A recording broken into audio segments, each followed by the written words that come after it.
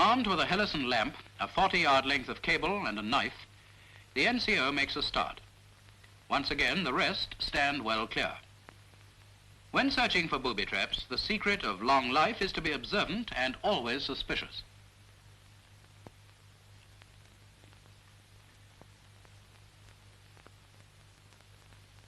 Note anything unusual and out of place, like this piece of wire, for example. Imagine what a BF would do, and don't do it. As it happens, that piece of wire is just something the track had picked up, but don't be thrown off your guard. Take no chances.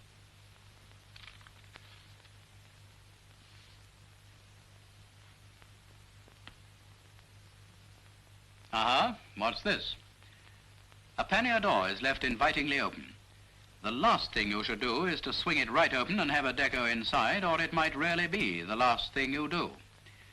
This NCO, however, is not a BF, and so he commences to investigate, very carefully, with the aid of a Hellison lamp and a knife. Here's something. A thin wire runs from the door into the tank, but the NCO can't and won't do anything about it until he can see what's at the other end of it. Marking the position with chalk, the NCO leaves it until he's able to get inside and see for himself. Where there's one, there may be more. In any case, a thorough systematic search is essential, from the top to the bottom, inside and outside the tank. Booby traps are only successful against the unwary and careless. See that you're neither. Suspect everything you're likely to touch, and particularly any movable part. All disturbed ground must be examined thoroughly, even though it may appear merely to have been cut up by the tank's track.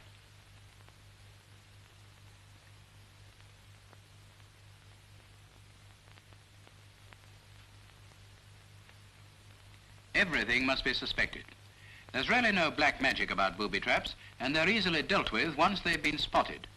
But remember, they're intended to catch you, and igniters can be very sensitive.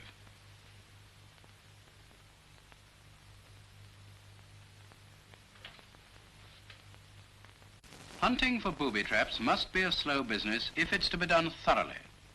And if it's not done thoroughly, well, you'll be asking for it. We've said suspect everything. Now here is something that puts the NCO on his guard. Notice how the offside track marks come to an end a foot too soon. The ground has obviously been disturbed since the tank went into the ditch. There it is, a teller mine. Wise to their tricks, the NCO examines all round it, and it's a good job he does. There's a pull igniter attached by a wire to the tank's track. Neutralize igniters when you come to them, but never cut a wire until you know what's at both ends.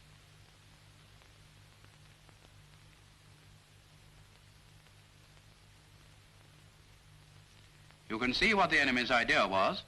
Had the tank been pulled backward or forward, the mine would have exploded. The next job of the NCO is to see what's been fixed up inside. The driver's visor is open, and through this the NCO shines his lamp.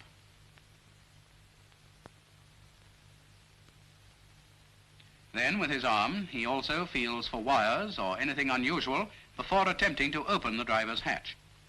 Notice how delicately he is exploring. A heavy hand catching a tripwire could detonate a trap.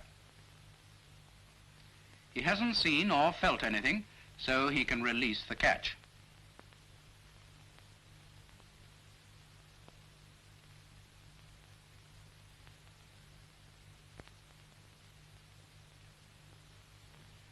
The NCO still takes no chances.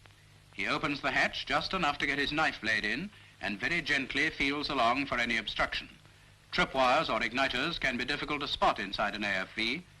This half seems all clear and is opened right up. He shows the same caution before opening up the other half of the hatch.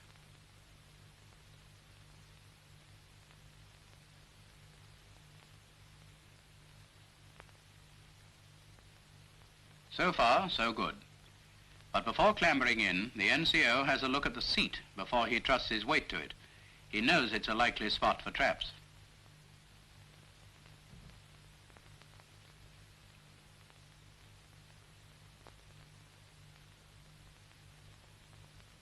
Knowing it is clear, he trusts his weight to the seat and nothing but the seat.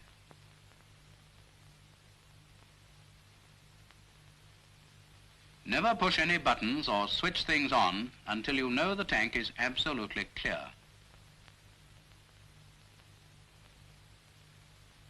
The more light for this job, the better. So, providing the various hatches are clear of booby traps, they can be thrown open. Now's the chance to see what's on the other end of that wire running from the pannier door.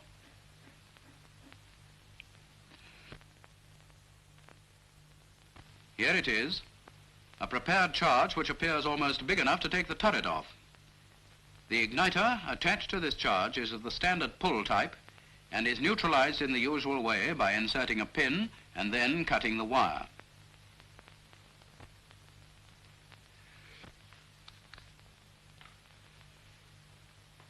The charge is now perfectly safe to handle. That's booby trap number 2 accounted for.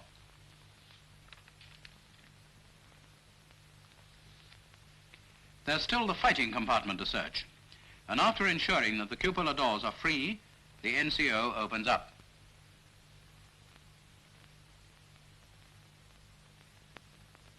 Now he can see well enough to examine such equipment as the gun mounting. Quite a favorite spot. Incidentally, that's another thing you must be familiar with, the armament on AFVs.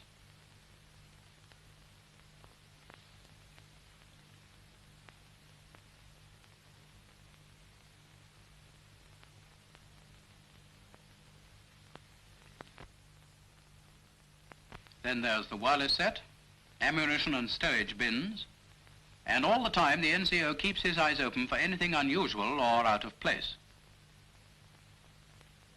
He's found nothing in the fighting compartment, but before he can satisfy himself that the tank is completely clear of booby traps, there are still the engine and rear compartments to be examined.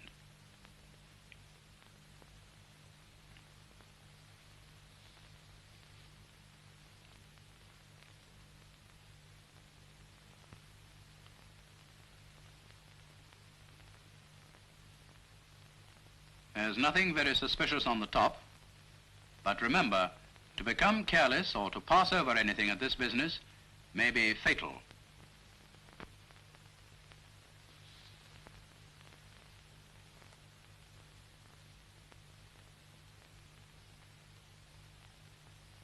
You'll notice that the engine cover is slightly eased up and propped open so that the NCO can feel along the opening with his knife. This is an ordinary dinner knife, by the way. And remember, it can be as useful tackling booby traps as tackling a juicy steak. And there seems to be something here rather tougher than that. So after having a look with his lamp, he gently lowers the door for the time being and moves to the one on the other side.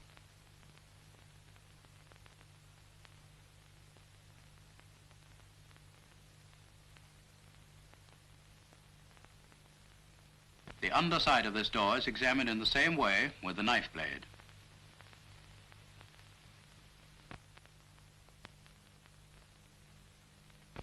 This time he meets no obstruction, and up she comes.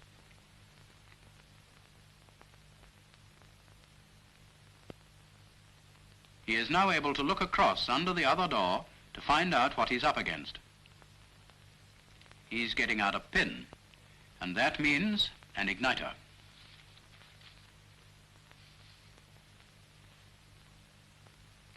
Once the igniter is made safe, the tripwire can be cut.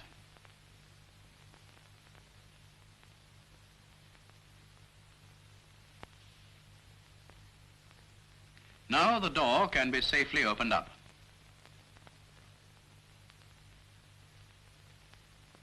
It's a teller mine, upside down, with a pull igniter in the base.